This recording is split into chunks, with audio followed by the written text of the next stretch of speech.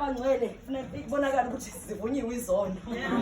Neqathayo kusho mabanza sokho isikhona le Siyaphakamisa izandla. Sibonise lempilo abazalwane ukuthi siyaphila. Angekho phela okulayo evangelini bangcwele. Ngisho imimoya abazalwane ngempela. Namashende aphuma. Abamakhwapheni hawu siyaphuma. Futhi sinikeza udumo uNkulunkulu bazalwane. Sithi udumo kuwena ngoba kuthiwa ingilosi bazalwane ziyamemeza ubusukume nemini. Sithi ingcwele, sithi ingcwele. Sithi sinenkosi asikhathali.